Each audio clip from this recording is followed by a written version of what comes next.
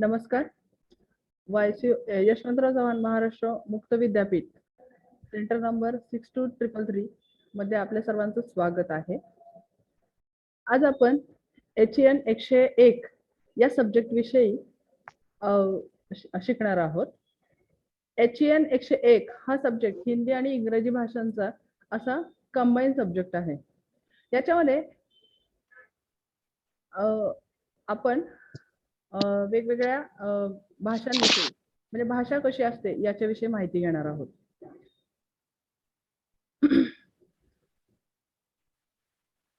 HEN 101 म्हणजे हिंदी आणि इंग्रजी अशा दोनों भाषा एक ही बुक्स में हमें मिलेंगी. हिंदी भाषा का परिचय और उसकी संरचना. हिंदी भाषा का परिचय और उसकी संरचना यह हम देखेंगे. इसमें 3 इकाई का समावेश किया गया है. पहली इकाई में हिंदी राष्ट्रभाषा, राजभाषा और संपर्क भाषा. इस तरह आपको 3 यह टॉपिक मिलेगा. उसके बाद दूसरी इकाई 1 आ में हिंदी की शब्दावली. इकाई 1 ई हिंदी की वाक्य रचना और उसके प्रकार. इकाई 2 प्रयोजनमूलक हिंदी. इकाई 3 में आपको अनुवाद कैसे करते हैं वह मिलेगा. भाषा. मनुष्य एक ऐसा प्राणी है, उसे भाषा का ज्ञान है. भाषा के माध्यम से हम अपने विचारों को तथा भावों को एक दूसरों के साथ अभिव्यक्त कर सकते हैं. मनुष्य एक ऐसा प्राणी है, वह अपनी भाषा, अपनी भावनाओं को भाषा के रूप में सामने वाले व्यक्ति तक प्रकट कर सकता है. लेकिन प्राणियों को ऐसा वरदान नहीं मिला. लेकिन मनुष्य ऐसा प्राणी है कि उसे यह वरदान मिला है.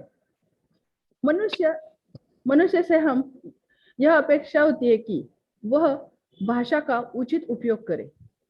भाषा का ज्ञान, भाषा बोलने की भाषा उसे अवगत है, लेकिन उसका उचित उपयोग करना भी जरूरी है. किसी एक भाषा का व्यवहार नित्य करने वाले समाज में वह भाषा सुनने वाला और बोलने वाला लोग ऐसा मानते रहते कि वे उस भाषा को ठीक जानते हैं. भाषा का उचित व्यवहार करने के लिए उसकी कार्य पद्धति या उसका स्वरूप जानना बहुत ही उसकी आवश्यकता नहीं है. पर यह सोच गलत है. भाषा सामाजिक संपर्क या सार्वजनिक महत्वपूर्ण साधन होने के कारण उसके स्वरूप को तथा उसकी कार्य पद्धति को जान लेना हमेशा श्रेयस्कर होता है. भाषा संपर्क का माध्यम है, इसलिए उसका प्रकटीकरण भी होना जरूरी है. हमारा भारत देश अनेक भाषाओं से निगडित है. हिंदी यह हमारी भारत की राष्ट्रभाषा है. हिंदी राष्ट्रभाषा क्यों है? अलग अलग राज्य की अलग अलग भाषाएं हैं. गुजरात की गुजराती है, महाराष्ट्र की मराठी भाषा है, पंजाब में पंजाबी बोली जाती है. उसी तरह अलग अलग राज्यों में अलग अलग प्रकार की भाषा संपर्क भाषा के रूप में प्रस्तापित होती है. इसी तरह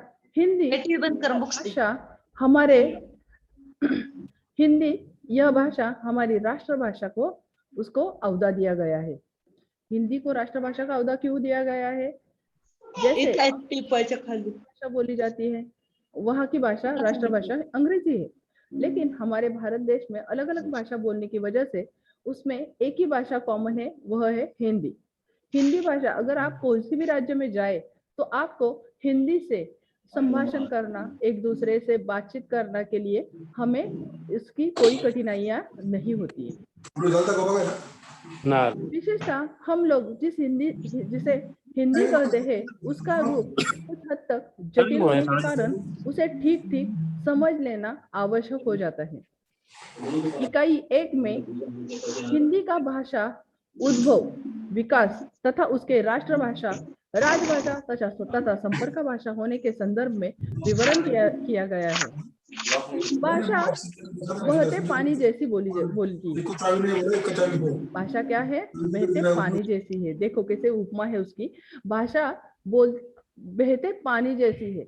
हम जब भाषा जब हम दूसरे व्यक्ति के साथ संपर्क में आते हैं तो हमारे भाषा बोलने वाला अगर कोई व्यक्ति आपके सामने आए तो आप उससे कैसी बात करते हैं? बहते पानी जैसी। लेकिन अगर दूसरी भाषा में बोलने वाली व्यक्ति अगर आपके सामने आए तो आप तत मम ऐसा करते हैं, बराबर। लेकिन यह भाषा संपर्क भाषा होने के संदर्भ में उसको विवरण किया गया है।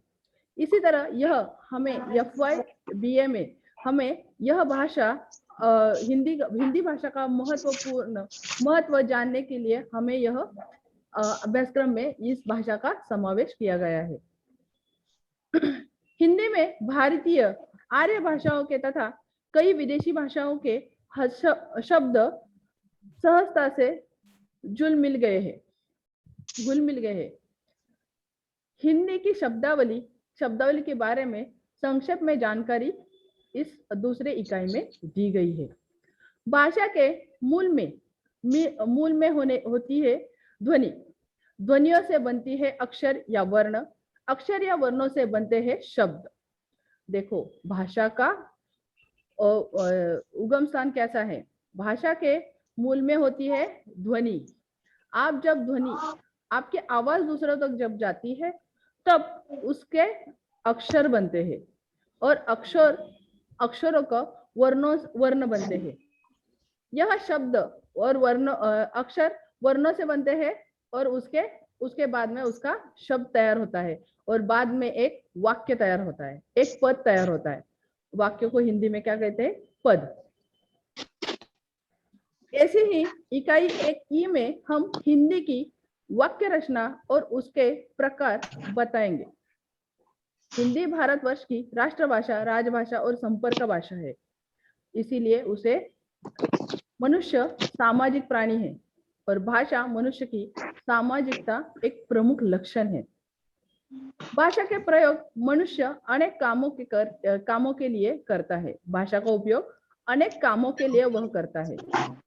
अगर आपको बोलना ही नहीं आता, अगर आपको सुनना नहीं आता, जो व्यक्ति सुन नहीं सकता वह बोल भी नहीं सकता। क्यों? क्योंकि उसके कानों तक कोई शब्द पहुंचते ही नहीं। उस वजह से वह अपने मुंह से कुछ भी शब्द नहीं बोल सकता। इसके लिए उसके शब्द का संग्रह उसके यहाँ कम होता है। प्रयोजनमूलक भाषा के अनेक प्रयोजक है, किंतु प्रयोजनमूलक तभी कहा जाता है कि जब उसका उपयोग किसी व्यवहारिक हेतु के लिए किया जाता है। हिंदी भाषा का प्रयोग अब अनेक कार्यालयों में होने लगा है। देखिए, अनेक कार्यालयों में हिंदी भाषा का महत्वपूर्ण उपयोग है क्योंकि वह हमारी राष्ट्रभाषा है। कार्यालयों में अलग अलग प्रकार के अलग अलग राज्य के लोग एक साथ कहीं पर भी काम कर सकते हैं। इसके लिए वहां पे हिंदी भाषा यह संपर्क भाषा में उसका उपयोग किया गया है। परिभाषिक शब्दावली, कार्यालयीन और वाणिज्य पत्र व्यवहार, अनुवाद आदि विषयों की जानकारी अपेक्षा यह सब जानकारी हमें दूसरी इकाई में दी गई है। इसी तरह इकाई 1 से इकाई E तक एक ही इकाई में अ, आ, ई ऐसे 3 भाग पड़े हैं। पहले भाग में हमें क्या देखना है? हिंदी राष्ट्रभाषा, राजभाषा और संपर्क भाषा है। दूसरी इकाई में देखना है हमें हिंदी की शब्दावली और तीसरी इकाई 1 में उसका तीसरा भाग है, उसमें हिंदी की वाक्य रचना और हिंदी के प्रकार तो हमें देखने हैं। इन तीनों इकाई के अध्ययन के बाद हमें हिंदी भाषा का परिचय देखना है। संरचना कैसी है यह हमें समझना है। आपके पहली इकाई में हिंदी राष्ट्रभाषा, राजभाषा और संपर्क भाषा क्यों है, उसका उद्देश्य क्या है, यह भाषा वह हम देखेंगे। भाषा के माध्यम से हम अपने विचारों को तथा भावों को दूसरों पर अभिव्यक्त करते हैं। वाणी का यह वरदान केवल मनुष्य को ही मिला है। विशेषतः हम लोग जिसे हिंदी कहते हैं उसका रूप कुछ हद तक जटिल होने के कारण उसे ठीक ठीक समझ लेना आवश्यक हो जाता है। देखिए, हिंदी भाषा थोड़ी जटिल भाषा है, उसे समझ लेना, ठीक ठीक समझ लेना बहुत ही आवश्यक है। इस भाषा में उसके हम हिंदी का उद्भव और विकास, सिंधु सिंध और हिंदू हिंद, देखो कैसे शब्द है, भाषा का उद्भवन और विकास, उसका विवरण देखना है हमें। हिंदी का उद्भवन और उसका विकास, सिंधु सिंध, हिंदू हिंद, आपको सिंध नदी मालूम है, उसी तरह सिंधु, जैसे हमारा राष्ट्रगीत है जनगण मन, जिसमें हर एक नदी का वगैरह समावेश किया गया है। पंजाब सिंध गुजरात मराठा, देखिए सिंध, सिंधु नदी का उच्चारण कैसे हुआ है, सिंध, और हिंदू का हिंद। यह शब्दों के जो थोड़े बदलाव है वह हमें उस शब्दों में दिखाई देते हैं। हिंदी शब्द की व्याप्ति संस्कृत शब्द सिंधु से मानी जाती है। हिंदी शब्द की व्याप्ति संस्कृत शब्द सिंधु से मानी जाती है। देखिए उसकी व्याप्ति कहाँ से हुई है, सिंधु शब्द संस्कृत से उसका उगम स्थान है। सिंधु को संस्कृत नहीं वरन द्रविड़ का भी एक या अन्य किसी पूर्ववर्ता भाषा का शब्द मानते हैं, जो बाद में संस्कृत में आया है। देखिए वह शब्द बाद में संस्कृत में आया है। देखिए भाषा मराठी, हिंदी और संस्कृत यह एक दूसरे से मिली जुली है। उसी तरह उनके जो शब्द है, एक भाषा में एक शब्द बोला जाता है, वैसे ही शब्द दूसरी भाषा में बोला जाता है, वैसे ही शब्द तीसरी भाषा में, मतलब हिंदी, मराठी और संस्कृत, यह तीनों भाषा एकत्रित हमें उनके शब्द, उनका उगम स्थान हमें दिखाई देता है। हिंदी शब्द का अर्थ क्या है? हिंदी शब्द का प्रयोग पहले उर्दू में हिंदी दोनों भाषाओं के लिए होता था। उर्दू को उर्दू भी कहते हैं और उसको हिंदी भी कहा जाता था। यह दोनों भाषाओं के लिए उसका उपयोग किया जाता था। उर्दू यह अरबी फारसी शब्दों की बहुतायत थी। इतना ही नहीं, वरना हिंदी और उर्दू एक ही भाषा की दो शैलियां हैं। भाषा विज्ञान के पंडित आज भी दोनों भाषाओं को एक ही भाषा की शैलियां मानते हैं। हिंदी भाषा के तीन अर्थ है। पहला अर्थ, हिंदी अपने विशालतम अर्थ में प्रदेश में व्यूहूत 17 बोलियों का प्रतिनिधित्व करती है। हिंदी का एक शब्द हमें 17 बोलियों में एक बार समान मिलता है। हिंदी साहित्य के इतिहास में हिंदी का प्रयोग इसी अर्थ में होता है। दूसरा उसका अर्थ है, हिंदी भाषा का दूसरा अर्थ है भाषा विज्ञान। भाषा विज्ञान की दृष्टि से पश्चिमी हिंदी और पूर्वी हिंदी यह है। तीसरा अर्थ है हिंदी का संक्षिप्त अर्थ उन्होंने बताया है खड़ी बोली साहित्यिक हिंदी। खड़ी बोली यानी साहित्यिक हिंदी, जो हिंदी प्रदेशों की सरकारी भाषाएं हैं, जिसका उपयोग राजभाषा के रूप में तथा समाचार पत्र, सिनेमा आदि में होता है। हिंदी प्रदेश में यह भाषा शिक्षा का माध्यम है। यह हिंदी प्रदेश में यह भाषा एक शिक्षा का माध्यम है तथा मानक या परिनिष्ठता हिंदी के नाम से जानी जाती है। मानक या परिनिष्ठता हिंदी इस नाम से वह मानी जाती है। हिंदी भाषा के क्षेत्र देखिए, हिमाचल प्रदेश, पंजाब या पंजाब का कुछ भाग, हरियाणा, राजस्थान, दिल्ली, उत्तर प्रदेश, मध्य प्रदेश, बिहार, इन क्षेत्रों में हिंदी भाषा को माना जाता है। इस क्षेत्र में हिंदी की 5 उपभाषाएं तथा बोलियां बोली जाती है। यह राज्य जो है यहाँ पे हिंदी बोली भी जाती है, लेकिन वहाँ के कुछ भाग है जहाँ हिंदी भाषा 17 बोलियों में बोली जाती है। शब्द एक ही रहता है, लेकिन उसका उच्चारण अलग अलग होने की वजह से उसकी बोली भाषा अलग हो जाती है। हिंदी का 1000 वर्षों का इतिहास, उसका विकास 3 कालों में विभाजित होता है। हिंदी का विकास 3 कालों में विभाजित होता है।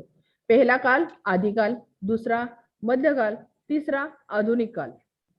देखिए 3 काल, आदिकाल यानी 1000 ईस्वी सन 1000 से 1500 तक, मध्यकाल यानी 1500 से 1800 तक, और आधुनिक काल यानी 1800 से आज तक, कलयुग, उसे आधुनिक काल भी कहा जाता है। हिंदी भाषा में साहित्य का विकास निरंतर हो रहा है। देखिए हिंदी भाषा में साहित्य का विकास निरंतर हो रहा है। साहित्य मतलब है, साहित्य यानी जो पुस्तक रहते हैं, जो बड़े बड़े ज्ञानी रहते हैं, वो अपनी भाषा में पुस्तक लिखते हैं, उसे साहित्य कहते हैं। राष्ट्रभाषा, व्याख्या, व्याप्ति और उसका स्वरूप देखेंगे हम। राष्ट्रभाषा, हिंदी की व्याख्या, उसकी व्याप्ति और उसका स्वरूप। जिस भाषा को देश की अधिकांश जनता समझ बोल सकती हो तथा जो भाषा उस देश की संस्कृति की अभिव्यक्ति करने में समर्थ हो, वही भाषा उस देश की राष्ट्रभाषा होती है। राष्ट्रभाषा बनने के लिए किसी भी भाषा में निम्नांकित 5 गुण चाहिए, ऐसे गांधी जी ने माना था। 5 गुण चाहिए भाषा को, निम्नांकित कितने गुण चाहिए? 5। पहला गुण है, उसे सरकारी अधिकारी आसानी से सीख सके। भाषा को सरकारी अधिकारी आसानी से सीख सके।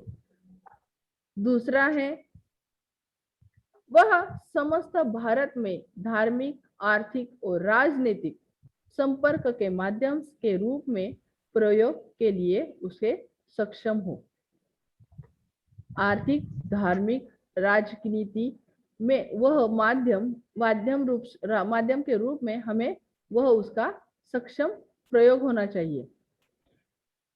तीसरा है, वह अधिकांश भारतवासियों द्वारा बोली जाती है। वह अधिकांश भारतवासियों के द्वारा बोली जाती हो। चौथा है, सारे देश का उसी सीखने में आसानी हो।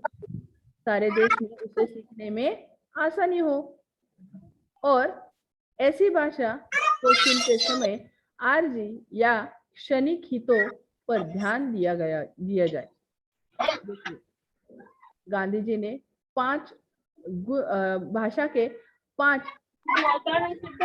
गुण माने हैं। वह गुण जो हिंदी में है, इसलिए उसको राष्ट्रभाषा का औदा दिया गया है। यह सारे गुण कहाँ पे है? हिंदी भाषा में, इसलिए उसको हिंदी भाषा को राष्ट्रभाषा के रूप में माना है। अच्छा, आगे राजभाषा। राजभाषा की व्याख्या, व्याप्ति और उसका स्वरूप। उस भाषा को राजभाषा कहा जाता है। हिंदी को राजभाषा क्यों कहा जाता है? जो सरकारी कामकाज की भाषा के रूप में उसका स्वीकार किया गया हो। सरकारी कामकाज के रूप में उसका स्वीकार किया गया हो और शासन तथा जनता के बीच आपसी संपर्क के काम आती हो। आपसी संपर्क के काम आती हो। राजभाषा के माध्यम से सभी प्रशासकीय कार्य किए जाते हैं। प्राचीन काल में हमारे यहाँ संस्कृत, प्राकृत, पाली, अपभ्रंश आदि भाषाएं कारोबार की भाषाएं थी। मुगल काल में अरबी, फारसी यह यहाँ की राजभाषाएं रही। अंग्रेजों के राज में यह अंग्रेजी भाषा ने वह सब ग्रहण कर दिया। जब अंग्रेज हमारे देश में आए तो उन्होंने इस भाषा को ग्रहण कर दिया और उन्होंने अपनी अंग्रेजी भाषा यहाँ हमारे ऊपर डाल दी। भारत को स्वतंत्र मिलने के बाद भारतीय संविधान सभा में संघ संरचना की राजभाषा निश्चित करने का प्रश्न आया। बड़ी लंबी बहस के बाद 14 सितंबर 1949 को हिंदी को भारत संघ की राजभाषा घोषित किया गया। भारत को राजभाषा को घोषित किया गया 14 सितंबर को। भारतीय संविधान के अनुच्छेद 343 को के अनुसार देवनागरी लिपि में हिंदी को संघ की राजभाषा के रूप में स्वीकृत किया गया। हिमाचल प्रदेश, हरियाणा, राजस्थान, मध्य प्रदेश, उत्तर प्रदेश, बिहार तथा केंद्र शासित दिल्ली, इन 7 राज्यों में भाषाएं हिंदी ही थी। 26 जनवरी 1950 को लागू हुआ। हमारा जो भारतीय संविधान है वह 26 जनवरी 1950 को लागू हुआ और तभी से हिंदी विविधत भारत संघ की राजभाषा हो गई। राजभाषा अधिनियम के प्रमुख प्रावधान।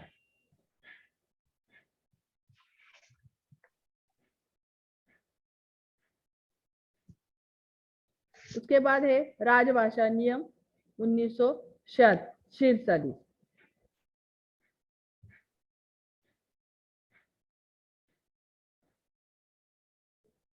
उसके बाद आता है संपर्क भाषा की व्याख्या, व्याप्ति और उसका स्वरूप। जिस भाषा के माध्यम से हम एक दूसरे के साथ नित्य संपर्क स्थापित करते हैं उस भाषा को संपर्क भाषा कहा जाता है। जिस भाषा के माध्यम से हम एक दूसरे के साथ नित्य संपर्क स्थापित करते हैं उस भाषा को संपर्क भाषा कहा जाता है। भारत बहुभाषिक देश है। मैंने पहले ही बोला आपको कि भारत एक बहुभाषिक देश है जहां हर एक भाषा बोलने वाली व्यक्ति यह उपस्थित है। भारतीय संस्कृति लगभग 5000 वर्ष पुरानी मानी जाती है। हमारी जो भारतीय संस्कृति है वह 5000 वर्ष पुरानी है। इस दीर्घ काल में यहाँ कितने धर्म, पंथ, जातियां, उपसंस्कृतियां, विविध भाषिक समूह निर्माण हुए हैं। यह एक दूसरे के में घुल मिल गए हैं। यह धर्म, पंथ, जातियां, उपसंस्कृतियां, विविध भाषिक समूह यह एक दूसरे में घुल मिल गए हैं। भाषा की यह समन्वित संस्कृति उसकी सबसे बड़ी विशेषता है।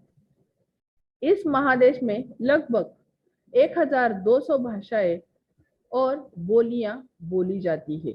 देखो, हमारे भारत में भारत को महादेश का औहदा दिया गया है क्योंकि यहाँ पे 1200 भाषाएं हैं। भारत एक ऐसा देश है यहाँ 1200 भाषाएं बोली जाती है। जैसे जैसे हम रास्ते से जब हम गाड़ी लेके निकलते हैं तो जैसे जैसे हम आगे आगे किसी लोगों के संपर्क में आते हैं वैसे वैसे उन लोगों की भाषा में थोड़ा बदलाव हमें मिलता है। जैसे जैसे हम आगे आगे बढ़ते हैं वैसे वैसे उस भाषा को नया स्वरूप प्राप्त होता है।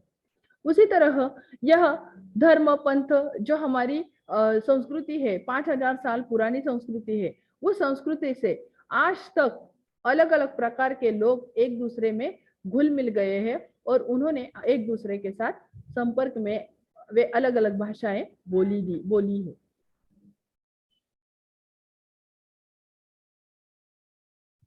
सत्रह अलग अलग प्रांतों की 17 श्रेष्ठ साहित्यिक भाषाएं हैं। अलग अलग प्रांतों की 17 श्रेष्ठ साहित्यिक भाषाएं हैं। इसमें बहुभाषिक देश में सभी लोग परस्पर व्यवहार ठीक ढंग से कर सके इसलिए एक संपर्क भाषा की आवश्यकता होती है। यह संपर्क भाषा की आवश्यकता के लिए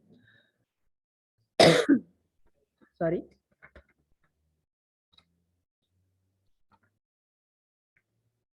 प्राचीन काल में सभी संस्कृत में तथा पाली और प्राकृत भाषा में संपर्क भाषा का कार्य किया है। इन भाषाओं का उपयोग जैसे जैसे सीमित होता गया, वैसे वैसे धीरे धीरे हिंदी ने उसका स्थान ग्रहण किया। दक्षिण भारतीय संतों ने, जिनमें वल्लभाचार्य, विठलनाथ, रामानंद इत्यादि थे, हिंदी के माध्यम से ही अपना संदेश पूरे देश में प्रसारित करते थे। वह अपना संदेश हिंदी इस भाषा से ही प्रसारित करते थे।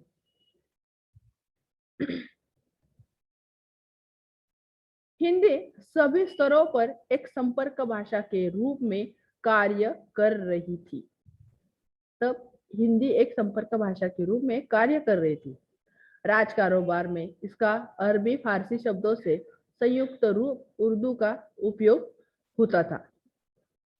स्वतंत्रता संग्राम में हिंदी भाषा ने इस महादेश को एक सूत्र में बांधा था। स्वतंत्रता आंदोलन के तमाम सेनानियों ने हिंदी के माध्यम से अपने भावनाएं देश के कोने कोने तक पहुंचाई थी। स्वामी दयानंद सरस्वती, राजाराम मोहन राय, लोकमान्य बाल गंगाधर तिलक, महात्मा गांधी, नेताजी सुभाष चंद्र बोस, आचार्य क्षितिज मोहन सेन, आचार्य विनोबा भावे आदि सारे दिग्गज नेताओं ने हिंदी भाषा को ही अपने विचार वहन का मुख्य माध्यम माना था। देखिए, इन बड़े बड़े लोगों ने हमारे विचारों को पहुंचाने के लिए हिंदी यह एक महत्वपूर्ण माध्यम है, ऐसा उन्होंने माना था। इसलिए उन्होंने संपर्क करते समय वह हिंदी भाषा का ही उपयोग किया है। देश के एक एक कोने से दूसरे कोने तक व्यापार के निमित्त यात्रा करने वाला प्रवासी इसी भाषा में व्यवहार करते हैं। दक्कन के तथा महाराष्ट्र के कितने ही राज दरबारों में हिंदी का ही प्रयोग किया जाता है। हिंदी का ही सभी जगह प्रयोग किया जाता है। चीन के बाद हिंदी ही वह भाषा है जो विश्व में अधिक से अधिक लोगों के द्वारा बोली जाती है। देखिए, चीनी के बाद हिंदी यह भाषा विश्व में अधिक से अधिक लोगों के द्वारा बोली जाती है।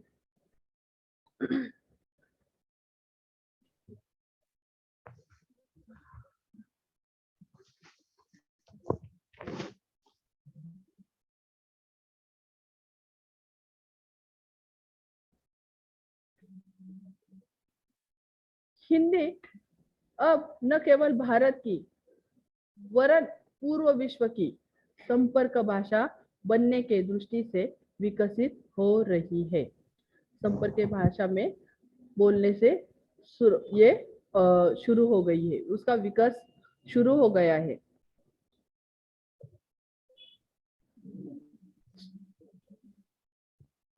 यहाँ हमारा पहला टॉपिक खत्म हुआ है।